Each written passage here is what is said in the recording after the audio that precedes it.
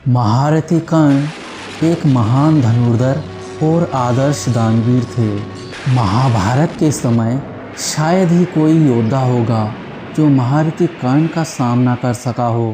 भगवान परशुराम जी ने स्वयं कर्ण की श्रेष्ठता को स्वीकार किया था। कर्ण महाभारत काल के एक ऐसे योद्धा थे जिन्हें अपने जीवन काल में बार बार अपमानित होना पड़ा। जन्म लेते ही उन्हें अपने माता ने लोक लाज के कारण त्याग दिया था और जब शिक्षा ग्रहण करने वह गुरु द्रोणाचार्य के पास गए तो उन्होंने कर्ण को शूद्र पुत्र होने के कारण शिक्षा देने से इनकार कर दिया था। गुरु द्रोणाचार्य के मना करने के पश्चात कर्ण को और दूसरा कोई विकल्प नजर नहीं आ रहा था, क्योंकि उस समय पूरे आर्यव्रत में गुरु द्रोणाचार्य के अलावा दूसरा कोई श्रेष्ठ गुरु नहीं थे जिन्हें धनुर्विद्या में महारत हासिल हो।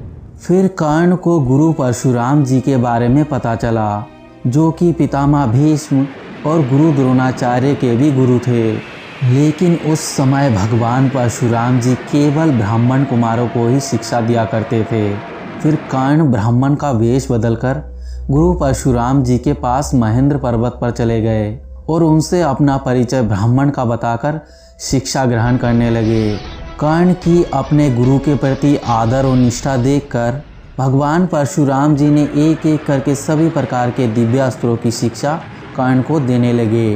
कर्ण के शिक्षा प्राप्ति के दौरान एक बार आश्रम के आसपास के रहने वाले गांव के लोगों की भीड़ भगवान परशुराम जी के पास आई और उनसे विनती करने लगे, हे प्रभु, हमारे और हमारे परिवारों की रक्षा कीजिए। पूर्व कई वर्षों से हमारे यहाँ वर्षा नहीं हो रही है, जिस कारण हमारे खेत और फसल सभी सूख गए हैं। पीने तक का पानी भी मिलना दुर्लभ हो गया है। कृपया आप हमारी रक्षा कीजिए। तभी परशुराम जी ने कर्ण को आज्ञा दिया और कहा, हे कर्ण, जाओ और इंद्रधनुष का निर्माण कर इंद्रदेव का आवाहन करो। गुरु की आज्ञा पाकर कर्ण ने इंद्रधनुष का निर्माण किया, जिस कारण इंद्रदेव को ना चाहते हुए कर्ण के सम्मुख आना पड़ा। फिर कर्ण ने इंद्रदेव से निवेदन किया और कहा, हे इंद्रदेव, आप कृपया वरुण देव को वर्षा करने की अनुमति दे। इस पर इंद्रदेव ने साफ मना कर दिया और कर्ण से कहने लगे, हे बालक, एक इंद्रधनुष का निर्माण कर। तुम्हें लगा तुम इंद्रदेव का सामना कर लोगे? मैं अगर चाहूँ तुम्हें पल भर में समाप्त कर सकता हूँ। इंद्रदेव के ऐसा कहने पर कर्ण ने इंद्रदेव को युद्ध के लिए आवाहन दे दिया।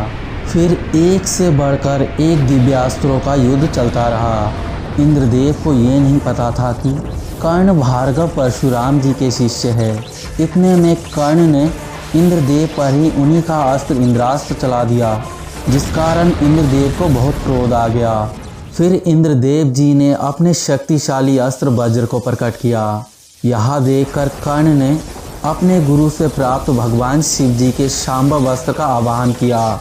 शांभव अस्त्र की प्रचंड शक्ति को देखकर इंद्रदेव मन ही मन सोचने लगे, अगर महादेव के दिव्य अस्त्र पर मैंने अपनी शक्ति का प्रयोग किया तो रुद्र के देवता प्रलय रुद्र बनकर संपूर्ण विनाश कर देंगे। फिर इंद्रदेव ने कहा, रुको कर्ण, मैं अपना पराजय स्वीकार करता हूँ। इंद्रदेव ने पूछा, कर्ण, आखिर तुम हो कौन? मैंने किसी भी मनुष्य में इतनी शक्ति नहीं देखी जो महादेव के इस दिव्यास्त्र की शक्ति का वहन कर सके। आखिर कौन हो तुम और कौन है वो महान गुरु जिनके तुम शिष्य हो? इतना कहते वहाँ पर भगवान परशुराम जी प्रकट हुए और फिर इंद्रदेव ने अपनी भूल के लिए क्षमा मांगी और फिर वरुण देव को वर्षा करने की आज्ञा दी। इंद्रदेव अपनी पराजय से बहुत ही कुंठित हो उठे और मन ही मन सोचने लगे, मैं इस पराजय का बदला कर्ण से अवश्य लूँगा। और फिर वहाँ से चले गए। समय बीतता गया और वो समय आ गया जब कर्ण को अपने गुरु से अंतिम दीक्षा मिलने वाली थी और उधर इंद्रदेव को पता चला कि कर्ण एक सूत पुत्र है, तो उन्होंने सोचा कि यही सही वक्त है कर्ण से अपने पराजय का बदला लेने का। जब कर्ण को अपने गुरु से ब्रह्मास्त्र की शिक्षा प्राप्त हो चुकी थी, जो कि उनकी अंतिम दीक्षा थी, उसके पश्चात भगवान परशुराम जी कर्ण के जांघों पर सर रखकर विश्राम कर रहे थे। ठीक उसी समय इंद्रदेव ने रूप लिया एक जहरीले कीड़े का, जो सीधे कर्ण के पास जाकर कर्ण के जांघों पर काटने लगे। कर्ण को अपने गुरु के प्रति बहुत ही निष्ठा थी, इसीलिए उस जहरीले कीड़े के आघात करने पर भी कर्ण ने ये सोचकर कुछ नहीं किया ताकि अपने गुरु की निद्रा भंग ना हो जाए।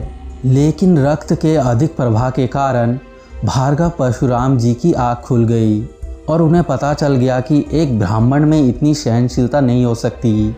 जब भगवान परशुराम जी को कर्ण के कुल के बारे में पता चला तो उन्होंने कर्ण को श्राप दे दिया और कहा कि तुमने अपने गुरु से झूठ बोलकर शिक्षा लेकर महापाप किया है और मेरे द्वारा दिए गए दिव्यास्त्रों की जब तुम्हें सबसे अधिक आवश्यकता होगी उस समय तुम इनके अनुसंधान की विधि भूल जाओगे।